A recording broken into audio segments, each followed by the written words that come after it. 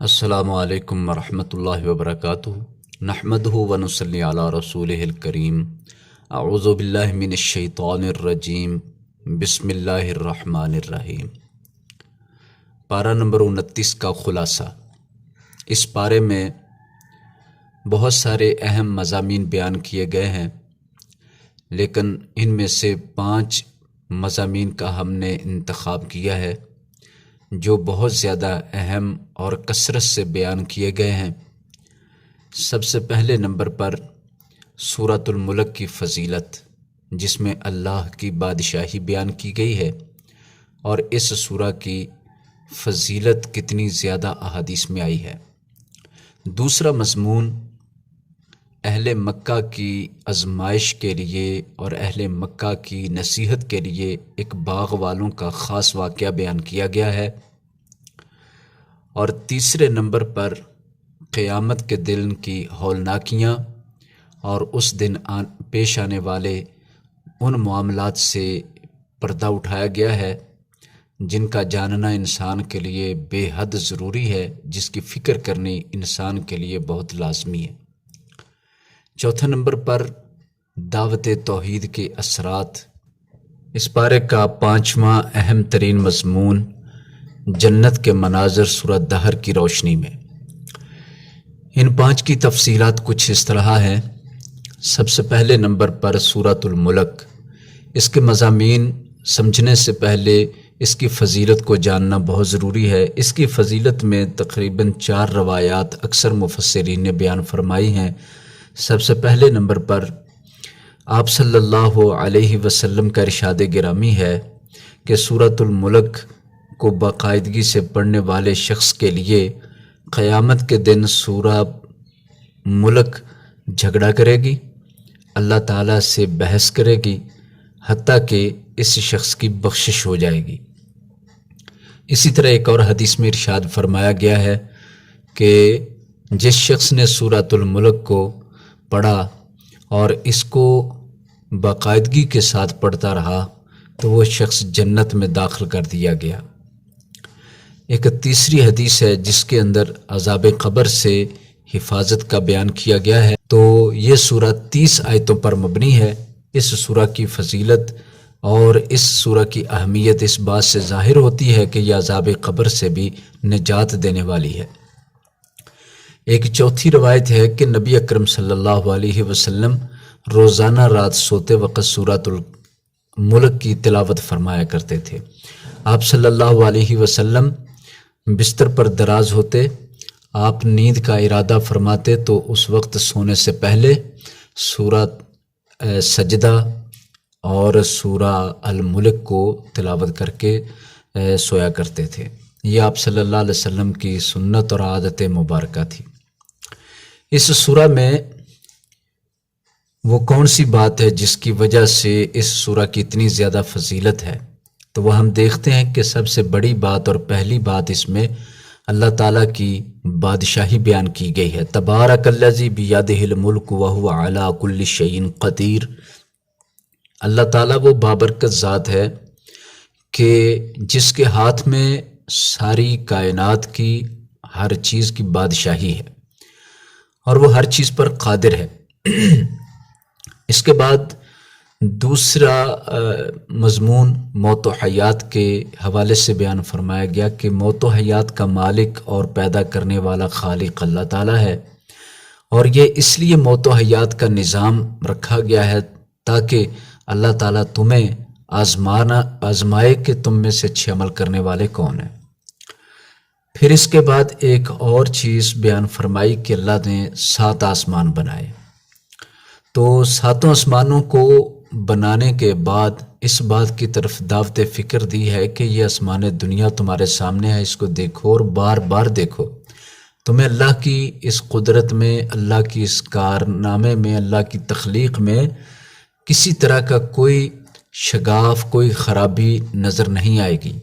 دیکھنے والے کی نظر تھک جائے گی، ڈھونڈنے والے کی نظر ڈھونڈتے ڈھونڈتے اک جائے گی، لیکن اللہ کی تخلیق میں کوئی عیب نہیں نکال سکیں گے۔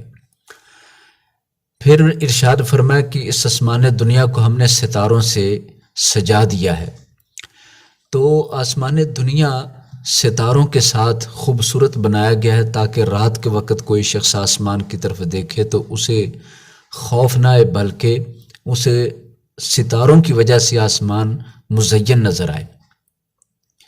ایک طرف تو ستارے آسمان کی خوبصورتی کے لیے ہیں، اور دوسری طرف یہی ستارے شیاطین کے مارنے کے لیے بھی رکھے گئے ہیں کہ یہاں سے شہاب ثاقب شیاطین کو، جنات کو مارے جاتے ہیں، جس سے ان کو دفع دور کیا جاتا ہے۔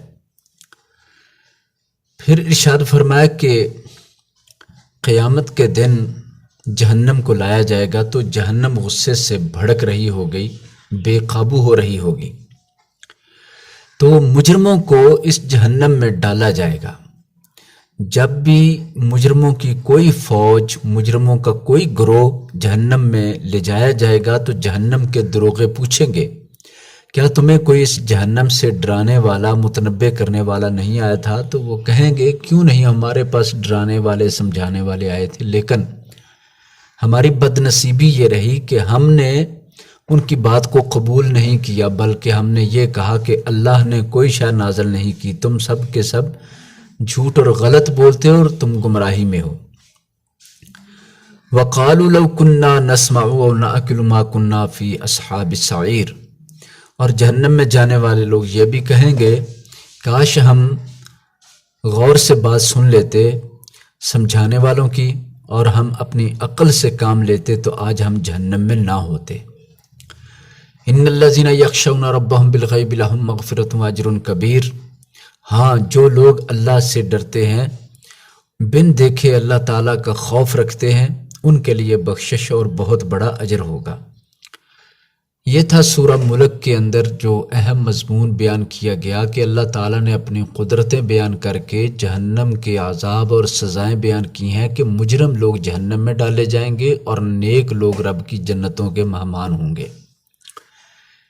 تو یہ بات اور یہ نصیحت ہر وقت یاد رکھنے والی ہے، اس کو روزانہ پڑھا جائے، روزانہ یاد کیا جائے تو بہت زیادہ فضیلتیں، بہت زیادہ فائدے حاصل ہوتے ہیں، اور جنت اور جہنم کے تذکرہ سے ایمان کو تازگی نصیب ہوتی ہے اور انسان کو تیاری کرنے کا موقع بھی نصیب ہوتا ہے۔ اس کے بعد سورۃ القلم میں اللہ تعالیٰ نے آپ صلی اللہ علیہ وسلم کے حوالے سے آپ کے اخلاق کریمانہ کی گواہی دی، کیونکہ مکہ کے لوگ کہہ رہے تھے کہ آپ صلی اللہ علیہ وسلم نعوذ باللہ مجنون ہے، دیوانہ ہے۔ تو یہ سب کچھ کہنے کی اصل وجہ یہ تھی کہ ان کا جو آبائی مذہب ہے، بت پرستی، شرک کرنا، گناہ کرنے اور ظلم زیادتی، حلال و حرام کے اندر تمیز نہ کرنا، ان چیزوں پر جب زد پڑی اور ان پر جب چوٹ بڑھی تو انہوں نے اپنی اصلاح کرنے کی بجائے سمجھانے والے پیغمبر کے ہی خلاف زبان کھول دی اور کہنے لگے کہ یہ تو بے وقوف ہیں، یا نعوذ باللہ ثم نعوذ باللہ مجنون ہیں، پاگل ہیں، دیوانہ ہیں، اس طرح کی باتیں کرنے لگے۔ یعنی کہنا یہ چاہتے تھے کہ یہ باتیں غلط ہیں اور کرنے والا شخص بھی غلط ہے۔ تو اللہ تعالیٰ نے آپ صلی اللہ علیہ وسلم کے بارے میں ارشاد فرمایا کہ آپ کا تو اخلاق بہت عظیم ہے، وَإِنَّكَ لَعَلَىٰ خُلُقٍ عَظِيمٍ، اور جس کے بارے میں کہتے ہو دیوانہ یا نعوذ باللہ پاگل ہے، تو پاگل کے تو کوئی نیک عمل بھی نہیں ہوتے، اس کا کوئی اخلاق نہیں ہوتا، اس کا کوئی اچھا رویہ نہیں ہوتا۔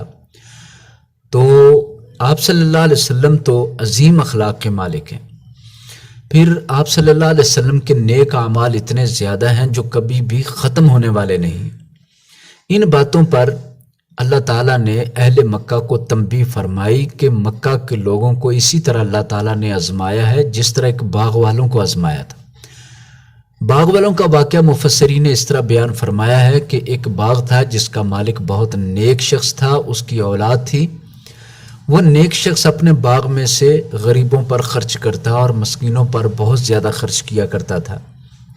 جب وہ فوت ہو گیا تو اس کی اولاد کہنے لگی کہ ہمارا باپ غلط کرتا رہا، کتنا سارا مال، کتنا سارا اناج اور کتنے سارے پھل وہ بغیر کسی قیمت کے غریبوں مسکینوں میں بانٹ دیتا رہا۔ اگر انہی کی قیمت حاصل کی جاتی اور ان کو بازار میں بیچا جاتا تو اس سے بہت زیادہ نفع حاصل ہوتا۔ لہٰذا ان سب نے یہی سوچی اور یہ فیصلہ کیا کہ ہم مسکینوں غریبوں کو کچھ نہیں دیں گے اور سارے کا سارا بازار میں منڈی میں بیچ دیں گے، اور باغ کے پھلوں کی کٹائی کے وقت یہ جو مساکین غربا ہمارے باغ میں مانگنے آ جاتے ہیں تو ہم ایسا کریں گے کہ ہم رات کے وقت اپنے باغ سے پھل اتاریں گے اور چپکے چپکے جائیں گے تاکہ کسی کو معلوم نہ ہو سکے۔ انہوں نے ایسا ہی کیا۔ ادھر یہ باغ والے منصوبے بنا رہے تھے، سوچیں سوچ رہے تھے، اور غریبوں کو محروم کرنے کی سوچ رہے تھے اور زیادہ نفع حاصل کرنے کا پروگرام بنا رہے تھے۔ تو جب رات کے وقت اٹھے اور ایک دوسرے کو چپکے سے اٹھانے لگے اور چپکے قدموں سے گزرتے ہوئے وہاں سے اپنے باغ کی طرف جا رہے تھے تو بہت آہستہ بات کر رہے تھے، خفیہ باتیں کر رہے تھے کہ کسی غریب کو ہماری چال کا یا ہمارے باغ میں جانے کا علم نہ ہو سکے۔ جب ہی یہ لوگ وہاں باغ والی جگہ پہ پہنچے تو وہاں باغ نہیں تھا، بلکہ وہاں ویرانی تھی، کٹا پھٹا اور تباہ شدہ سب درختوں کا برا حال تھا۔ تو کہنے لگے کہ یہ ہماری جگہ نہیں، ہم کسی غلط جگہ کی طرف آ گئے۔ وہ باغ ڈھونڈنے لگے، باغ تو وہی تھا لیکن جو کچھ وہاں حال ہو چکا تھا اسے دیکھ کر وہ تسلیم کرنے کو تیار نہیں ہو رہے تھے۔ آخر کار اس بات کو انہوں نے تسلیم کیا کہ ہاں، ہمارا باغ ہم سے چھین لیا گیا، ہمارا باغ تباہ اور برباد ہو گیا، سب کچھ ختم ہو گیا ہے۔ ہم تو پھل حاصل کرنے آئے تھے، پھل بھی ختم اور پھل دینے والے درخت بھی تباہ اور برباد ہو چکے ہیں، یہ ساری زمین خراب کر دی گئی ہے۔ تو یہ اصل میں اللہ کی طرف سے پکڑ آ گئی ہے۔ اب افسوس کرنے لگے، حسرت اور افسوس ان کو کھانے لگا، پچھتاوا شروع ہو گیا کہ ہم سے کیا اتنا بڑا غلط کام ہو گیا۔ تو اب پچھتانے کا کیا فائدہ جب اللہ کا عذاب آ گیا؟ یہ تو دنیا کا عذاب ہے، آخرت کا عذاب اس سے بھی زیادہ سخت ہے۔ جیسے یہ دنیا میں پچھتا رہے ہیں عذاب آنے پر، آخرت کے عذاب پر بھی پچھتائیں گے تو کچھ حاصل نہیں ہوگا۔ تو اللہ تعالیٰ نے یہ واقعہ مکہ والوں کے لیے بیان فرمایا کہ مکہ کے لوگ اس سے عبرت حاصل کریں اور مکہ کے لوگ رب کی طرف سے ہدایت کے پیغام کو جھٹلا کر ٹھکرا کر اپنا آخرت کا باغ خراب نہ کریں۔ دنیا کا عذاب بھی ہے اور آخرت کا عذاب تو اس سے کہیں زیادہ بڑا ہونے والا ہے اگر یہ لوگ اللہ اور اس کے رسول کے احکامات کو رد کر دیتے ہیں اور حق اور سچ کو چھوڑ دیتے ہیں اور باطل پر اور اپنے باپ دادا کے جھوٹے دین پر چلتے رہتے ہیں اور پھر اس پر چلتے ہی نہیں بلکہ سچائی کی مخالفت کریں گے تو ان کا حال بھی اسی طرح ہوگا۔ تیسرا مضمون قیامت کی ہولناکیاں۔ سورہ الحاقہ میں اللہ تعالیٰ نے قیامت کے حوالے سے بیان فرمایا، اور الحاقہ کا معنی ہے حق ہونے والی، سچ ہونے والی، یہ قیامت کا ہی ایک نام ہے۔ اللہ تعالیٰ نے اس سورہ مبارکہ کے اندر قیامت کو جھٹلانے والوں کا عذاب بیان فرمایا ہے کہ جو لوگ قیامت کو جھٹلاتے ہیں ان کا انجام بد ہونے والا ہے۔ تو عاد و سمود کا حوالہ آغاز میں دیا گیا ہے کہ انہوں نے قیامت کو جھٹلایا تھا تو اللہ تعالیٰ نے ان کو دنیا کے اندر بڑا بدترین عذاب دیا اور قیامت کے دن کا عذاب تو ان کو ہونے ہی والا ہے۔ پھر اس کے بعد ارشاد فرمایا کہ قیامت کے دن کئی لوگوں کو دائیں ہاتھ میں نامہ اعمال ملیں گے اور کئی لوگوں کو بائیں ہاتھ میں۔ یہ فرق اس لیے ہے کہ جو نیک لوگ ہیں ان کو دائیں ہاتھ میں نامہ اعمال ہوگا اور جو گناہگار اور جہنمی ہوں گے ان کے بائیں ہاتھ میں ان کا نامہ اعمال دیا جائے گا۔ قرآن پاک نے اس کی اس طرح تصویر کشی فرمائی ہے، فَأَمَّا مَنْ أُوتِيَ كِتَابَهُ بِيَمِينِهِ فَيَقُولُ هَاؤُمُ اقْرَءُوا كِتَابِيَهْ۔ تو قیامت کے دن جس شخص کے دائیں ہاتھ میں نامہ اعمال دیا گیا وہ کہے گا ہاں ہاں یہ میری کتاب کو پڑھو، مجھے پورا یقین تھا کہ میں اپنے حساب کو پانے والا ہوں۔ فَهُوَ فِي عِيشَةٍ رَاضِيَةٍ فِي جَنَّةٍ عَالِيَةٍ، وہ پسندیدہ زندگی میں ہوگا اور بڑی بلند درجے کی جنتوں میں ہوں گے جس کے پھل بہت قریب ہوں گے۔ کُلُوا وَاشْرَبُوا ہَنِیًّا بِمَا أَسْلَفْتُمْ فِی الْأَیَّامِ الْخَالِیَةِ۔ اللہ تعالیٰ فرمائیں گے کھاؤ پیو مزے مزے سے کہ جو کچھ بھی تم اپنے پچھلے دن گزار کر آئے ہو اور نیک عمل کر کے آئے انہی کا یہ بدلہ ہے۔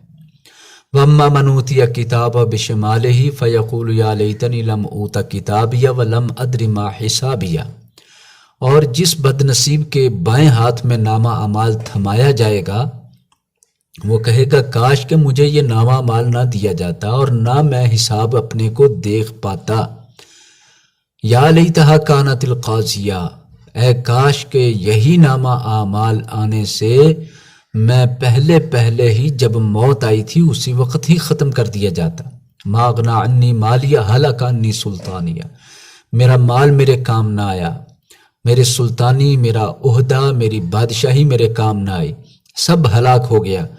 فخذوہ فغلوہ، اسے پکڑو، اسے جہنم میں ڈال دو اور اسے گھسیٹتے ہوئے جہنم میں ڈالو۔ یہ انجام بیان کیا گیا ہے کہ نیکی اور بدی کی وجہ سے انجام مختلف ہوگا۔ سب لوگوں کا انجام نہ ایک جیسا ہے، نہ سب لوگ برابر ہیں، بلکہ عمل کی وجہ سے کچھ لوگ کامیاب ہوں گے اور عمل بد جو ہوتے ہیں ان کی بنا پر بہت سارے لوگ ناکام بھی ہوں گے۔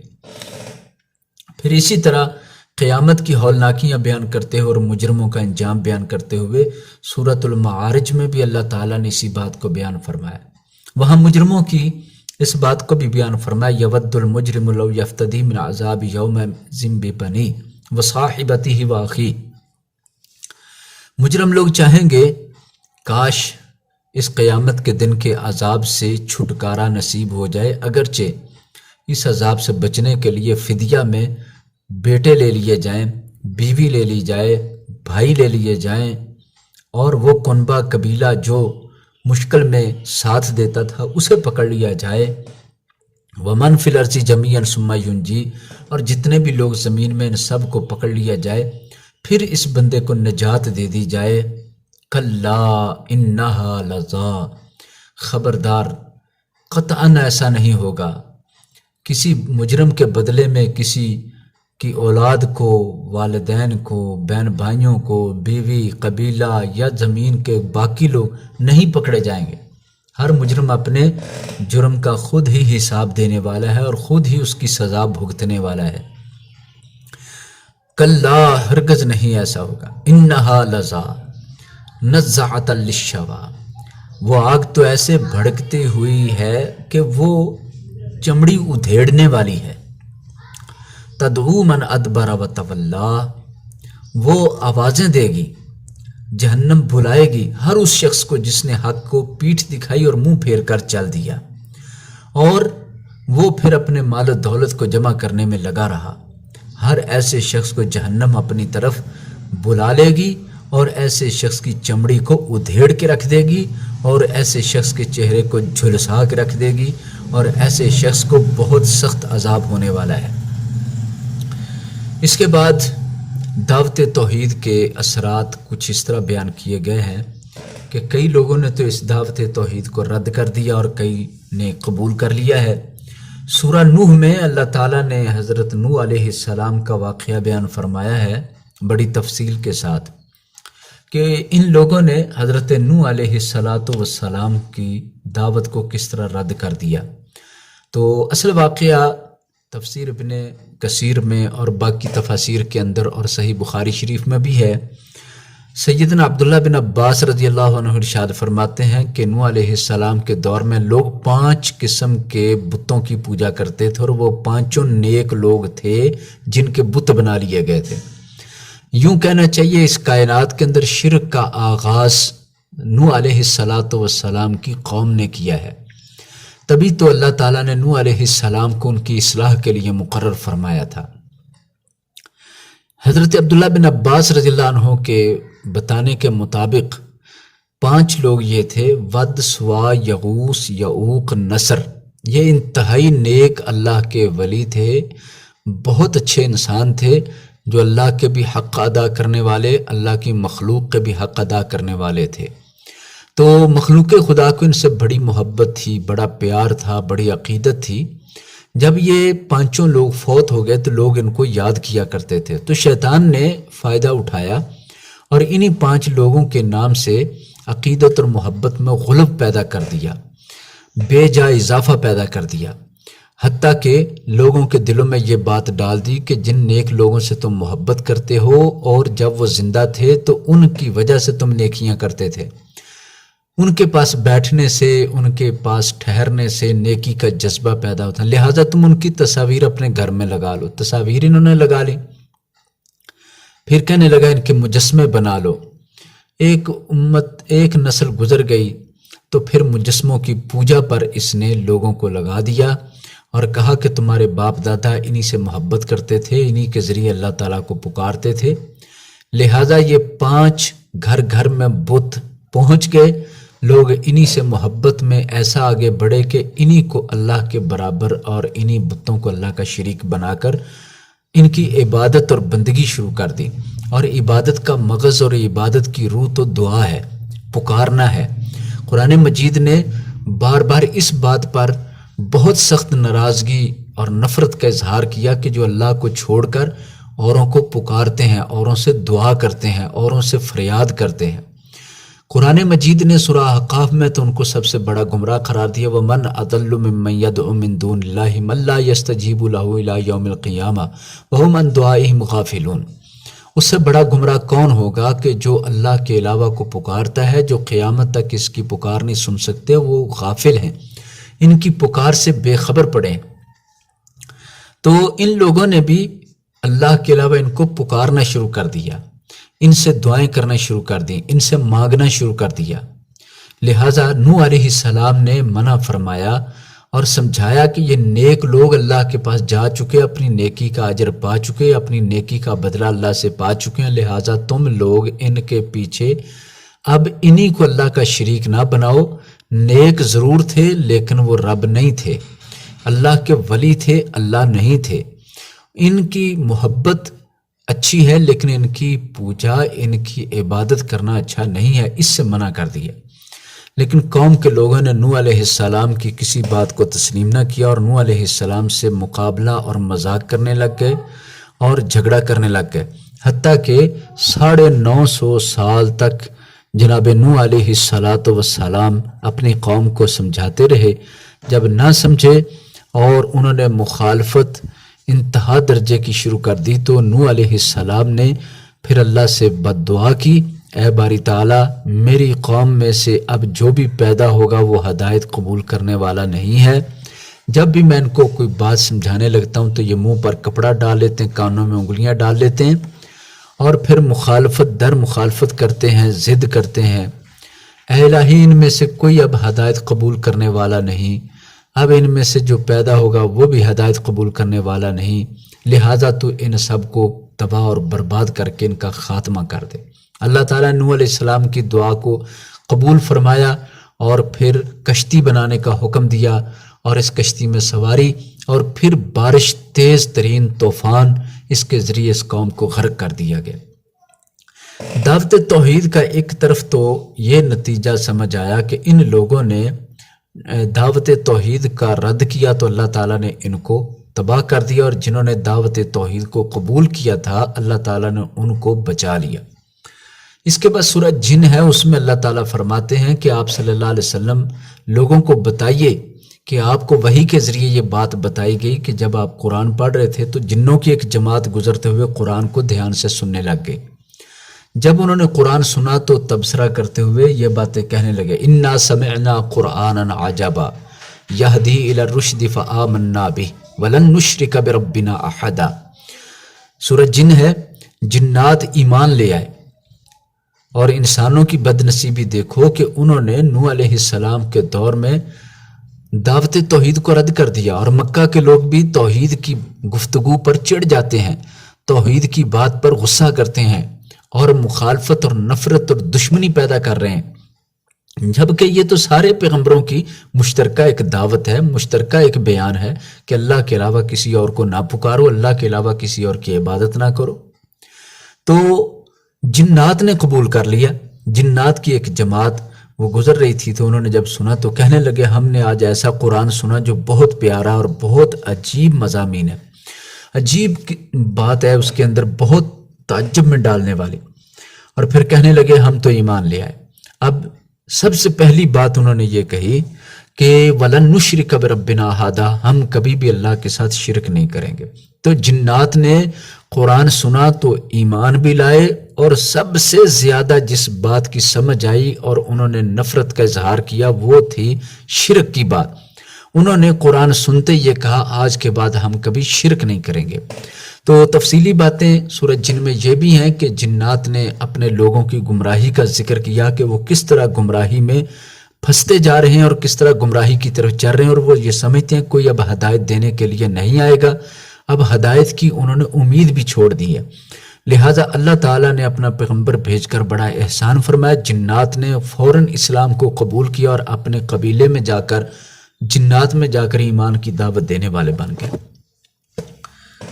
اس کے بعد اللہ تعالیٰ نے دعوت توحید کے سلسلے میں آپ صلی اللہ علیہ وسلم کو اس بات کی تلقین فرمائی کہ آپ صلی اللہ علیہ وسلم کھڑے ہو جائیں، بلکہ یہ دعوت توحید یا نبوت کے شروع کا سلسلہ ہے، بالکل آغاز کی بات ہے۔ سورہ مزمل اور سورہ مدثر میں اللہ تعالیٰ نے فرمایا قُمِ اللَّيْلَ إِلَّا قَلِيلًا، آپ نے لوگوں کو سمجھانا ہے، واعظ و نصیحت کرنی ہے، لوگوں کو سچ کی طرف بلانا ہے، تو آپ رات کے وقت قیام کریں، آدھی رات یا آدھی سے کچھ کم یا کچھ زیادہ، اور قرآن مجید کو ٹھہر ٹھہر کے پڑھا کریں۔ یہ سورہ مزمل ابتدائی صورتوں میں سے ہے، اور اس میں اللہ تعالیٰ نے قیام اللیل اور قرآن پاک کی تلاوت اور صبر کی ترغیب دی ہے تاکہ آپ دین کے کام کو اچھے طریقے سے کر سکیں۔ پھر سورہ مدثر میں 6 باتوں کی تلقین فرمائی ہے۔ قم فانذر، آپ اٹھیے اور لوگوں کو ان کے برے کاموں سے ڈرائیے۔ وربک فکبر، اپنے رب کی بڑائی بیان کریں۔ وثیابک فطہر، اپنے کپڑوں کو پاک رکھیں۔ والرجز فہجر، اور گندگی پلیدی سے دور رہیں۔ ولا تمنن تستکثر، اور آپ کوئی احسان نہ کریں کہ کسی سے کچھ زیادہ حاصل کرنا چاہتے ہیں تو اس پر احسان کر کے اس سے کچھ زیادہ بدلہ ملے۔ وَلِرَبِّكَ فَاصْبِرْ، اور اپنے رب کے لیے صبر اختیار کریں۔ یہ 6 نصیحتیں ارشاد فرمائی گئی ہیں جب آپ صلی اللہ علیہ وسلم کمبل اوڑھ کر لیٹ گئے تھے اور اس بات سے خوف زدہ تھے کہ میرے ساتھ جو پہلی وحی کا واقعہ فرشتے کو دیکھ کر پیش آیا ہے، تو اللہ تعالیٰ نے فرمایا اے کمبلی اوڑھنے والے، اے کمبل اوڑھنے والے، اٹھیے اور اپنے رب کے پیغام کو دنیا میں پھیلا دیجئے، رب کی بڑائی بیان کریں، پاکی صفائی کا خیال رکھیں اور اللہ کے ساتھ تعلق مضبوط کرنے کے لیے تہجد کا اہتمام کریں۔ پھر اس کے بعد سورہ قیامہ، جس میں اللہ تعالیٰ نے قیامت کی ہولناکیوں کا ذکر فرمایا ہے، اور یہاں تک ارشاد فرمایا ہے کہ ہم انسان کے پور تک قیامت کے دن بنا دیں گے۔ جو سوچ رہے ہیں کہ اللہ تعالیٰ مرنے والوں کو دوبارہ کیسے زندہ فرمائے گا، تو وہ جان لیں کہ اللہ تعالیٰ صرف لوگوں کو زندہ ہی نہیں کرے گا بلکہ ان کے ہاتھوں کے پور بھی بنائے گا، پور کی لکیریں جس طرح یہ مکمل بنا دے گا۔ اللہ تعالیٰ اس بات پہ قادر ہے۔ پھر موت کا منظر بھی بیان کیا گیا ہے، کس طرح پنڈلی سے پنڈلی مل جاتی ہے اور کس طرح مایوسی کے وقت کسی دم جھاڑ والے کی تمنا کی جاتی ہے، لیکن حقیقت میں اب وہ وقت آ گیا ہے کہ اللہ کے سامنے حاضری کے لیے جانا ہے۔ کوئی ایسا نہیں جو جانے والے کو روک لے، بچا لے اور اللہ کے سامنے حاضری سے بھاگ جائیں، ایسا کوئی بھی نہیں ہے۔ لہٰذا اللہ کے سامنے حاضری کے لیے نیک اعمال کی ضرورت ہے تاکہ اللہ تعالیٰ خوش ہوں اور اللہ تعالیٰ سے ملاقات ہونے کے بعد اچھا انعام مل سکے۔ سورۃ الدہر یا سورۃ الانسان، یہ سورہ کے 2 نام ہے۔ اس کے اندر اللہ تعالیٰ نے جنت کے مناظر کو بیان فرمایا ہے، لیکن اس سے پہلے انسان کی تخلیق کا ذکر فرمایا کہ انسان تو قابل ذکر چیز بھی نہ تھا، پھر ہم نے اس کو ایک قطرہ سے، ایک نطفہ سے بنایا اور اس کو اچھائی برائی کا فرق سمجھایا، ہدایت اور گمراہی کا فرق سمجھایا، تاکہ ہم اس بات کو جانچیں کہ یہ اچھائی کو قبول کرتا ہے یا برائی کے رستے پر چل نکلتا ہے۔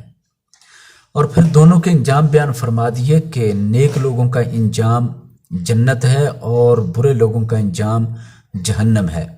دونوں کے انجام بیان کرنے کے بعد اللہ تعالیٰ نے نیک لوگوں کے اوصاف بیان فرمائے کہ 3 صفتیں ان لوگوں کی ہیں جو جنت میں جانے والے ہیں۔ ایک تو وہ یوفون بالنذر، اپنی نظر کو پورا کرتے ہیں۔ نظر مطلب اللہ سے کیا ہوا عہد اور وعدہ، جو کسی بھی شکل میں اللہ تعالیٰ سے کوئی شخص کرتا ہے کہ اگر اللہ تعالیٰ مجھے فلاں چیز عطا کرے تو میں اللہ کے لیے فلاں کام کروں گا۔ تو جو اللہ سے اس طرح وعدہ کر کے پورا کرتے ہیں وہ جنت کے مالک بنتے ہیں۔ اور خوف آخرت، جنت میں جانے والوں کو اصل میں آخرت کا خوف ہر دم رہتا تھا، تو اللہ تعالیٰ خوف آخرت رکھنے والوں کو اچھی دنیا اور اچھی آخرت نصیب فرماتا ہے۔ پھر مسکینوں، یتیموں اور قیدیوں کو کھانا کھلانا، تو ضرورت مندوں کو کھانا کھلانا یہ بھی بہت بڑی نیکی ہے۔ جنت میں جانے والوں کی ایک یہ بھی صفت بیان کی گئی۔ اس کے بعد ارشاد فرمایا جنت کیا ہے؟ جنت باغات ہیں، سر سبز و شاداب ہیں، جن کے سائے بہت لمبے ہوں گے، جہاں ریشم استعمال کرنے کے لیے دیا جائے گا۔ یہ بڑے بڑے درخت جو جنت کے اندر ہوں گے، سر سبز و شاداب اور پھولوں سے پھلوں سے بھرے ہوئے، تو یہ درخت تو بہت اونچے ہوں گے لیکن ان کے پھل بہت نیچے ہوں گے۔ یہ پھلوں سے بھرے ہوئے ہوں گے اور پھل نیچے لٹک رہے ہوں گے۔ پھر فرمایا کہ پانی پینے کے لیے یا جنت میں سے شراب، دودھ، شہد پینے کے لیے وہاں بہت خوبصورت چمکدار شیشے کے برتن رکھے گئے ہیں۔ وہاں آب خورے ہیں اور قواریر کے بنے ہوئے جو بہترین قسم کا شیشہ ہوتا ہے، اور چاندی ساتھ لگائی گئی ہے۔ پھر پینے کے لیے زنجبیل یعنی سونڈ شامل کر کے ان کو جنت کے پانی اور مشروبات پلائے جائیں گے۔ پھر وہاں سلسبیل نامی چشمے سے اللہ تعالیٰ ان کو سیراب فرمائیں گے۔ یہ ایسا چشمہ ہے کہ جس چشمے سے پانی پینے سے لذت ہی لذت نصیب ہوتی ہے، اور اللہ تعالیٰ نے یہ جنتیوں کے لیے رکھا ہے کہ جس کے صفائی اور چمک اور خوشبو بے مثال ہوگی، اور جس کے کنارے کستوری کے ساتھ اس چشمے کے بھرے گئے ہیں۔ ولدان مخلدون، جنت میں ایسے لڑکے جو ہمیشہ جنتیوں کے ساتھ رہیں گے، جو خوبصورتی میں اپنی مثال آپ ہوں گے، ہیرے جواہرات کی طرح، موتیوں کی طرح چمکتے دمکتے ہوں گے۔ وہ خدمت کرنے کے لیے جنتیوں کے آگے پیچھے حاضر ہوں گے، گھومتے پھریں گے۔ یعنی جیسے دنیا کے اندر خادم ہوتے ہیں، ملازم ہوتے ہیں خدمت، وہ اتنے صاف ستھرے یا اتنے خوبصورت نہیں ہوتے، لیکن جنت کے اندر اللہ تعالیٰ جو خادم عطا کریں گے، جو خدمت کے لیے غلمان ہوں گے، ولدان ہوں گے، وہ بہت خوبصورت ہیروں کی طرح، موتیوں کی طرح چمکتے ہوئے جنتیوں کے آگے پیچھے بھاگتے پھریں گے، جنتیوں کے آگے پیچھے خدمت کے لیے پیش رہیں گے۔ اللہ تعالیٰ جنت کی بہت بڑی بادشاہی عطا فرمائے گا، ملکن کبیرہ، بڑی بادشاہی۔ تو انسان چھوٹی سی بادشاہی سوچتا ہے، لیکن جنت کے اندر اللہ تعالیٰ بہت بڑی بادشاہی عطا فرمائے گا۔ جنتی ایسا بادشاہ ہوگا جو چاہے گا، جو کہے گا، جو سوچے گا، سب ہی عطا ہوتا چلا جائے گا۔ اللہ تعالیٰ ان کی ہر طرح کی خواہشیں پوری فرمائے گا۔ اللہ تعالیٰ جنتیوں کی ہر سہولت، ہر آرام، ہر دل کی تمنا پوری فرمائے گا۔ پہننے کے لیے ریشم کے خوبصورت لباس ہوں گے، سبز رنگ کے لباس ہوں گے۔ اللہ تعالیٰ موٹے اور باریک ہر طرح کے ریشم عطا فرمائے گا جن کو جنتی پہنیں گے۔ جنت میں لباس پرانا نہیں ہوگا، پھٹے گا نہیں، خراب نہیں ہوگا، بدبودار نہیں ہوگا۔ تو جنت کے لباس بہت اعلیٰ اور عمدہ ہوں گے، لیکن قیمتی ترین ریشم کے تیار کیے ہوئے ہوں گے، استبرق ہوں گے، سندس ہوں گے۔ پھر وہاں جنتیوں کو سونے کے، چاندی کے کنگن پہنائے جائیں گے، بادشاہوں کی طرح ان کو تختوں پر بٹھا کر، آمنے سامنے بٹھا کر اللہ تعالیٰ ان کو تاج بھی پہنائیں گے، کنگن بھی پہنائیں گے، سونا ہی سونا ان کے بازوؤں میں پہنایا جائے گا۔ جو سونا دنیا کے اندر مرد کے لیے حرام ہے، جنت کے اندر حلال ہی نہیں، بلکہ اللہ تعالیٰ جنت میں سونا خالص سونا چمکتا دمکتا ہیرے جواہرات کے ساتھ سجایا لدا ہوا عطا فرمائیں گے۔ پھر شراب طہور کا ذکر کیا گیا ہے کہ وہاں اللہ تعالیٰ بہترین پاک صاف ستھرے پینے کے لیے پانی اور مشروبات اور شراب طہور عطا فرمائے گا۔ اور یہ شراب طہور وہ شراب بھی پیش کی جائے گی جو دنیا کے اندر حرام ہے اور اس سے بدبو آتی ہے اور اس کے علاوہ دماغ کو ختم کر دیتی ہے، عقل سمجھ کو پردہ ڈال دیتی ہے۔ تو جنت کے اندر وہ نہ دماغ پر پردہ ڈالے گی، نہ اس میں بدبو ہوگی، بلکہ صرف لذت للشاربین، پینے والوں کے لیے لذت، لطف اور مزے ہی مزے اس میں بھر دیے جائیں گے، اور کسی طرح کی کوئی خرابی اس سے پیش نہیں آئے گی۔ تو اللہ تعالیٰ جنت میں جنتیوں کی خوب مہمان نوازی کریں گے۔ رسول پاک صلی اللہ علیہ وسلم فرماتے ہیں جنت میں وہ کچھ ہوگا جو انسان نے کبھی سوچا بھی نہیں ہے اور کبھی سنا بھی نہیں ہے اور کبھی دیکھا بھی نہیں۔ ما لا رأت عین ولا سمعت اذن ولا خطر علی قلب بشر، جس چیز کو کبھی آنکھ نے دیکھا نہیں، جس منظر کو یا خوبصورت نظارے کی باتوں کو کان نے سنا نہیں، اور کبھی دل میں اس طرح کا کوئی کھٹکا یا اس طرح کا کوئی منظر آیا ہی نہیں ہے جس طرح کا اللہ تعالیٰ جنت میں عطا کرنے والے ہیں۔ ان ھذا کان لکم جزاء وکان سعیکم مشکورا، یقیناً یہ تمہارے لیے بدلہ ہے اور جو تم نے کوشش محنت کی تھی اس کا اللہ تعالیٰ نے اچھا جزا اور بدلہ دے کر قدر فرمائی ہے۔ تو اللہ بڑا قدردان ہے، اللہ تعالیٰ جنت عطا فرمائے گا۔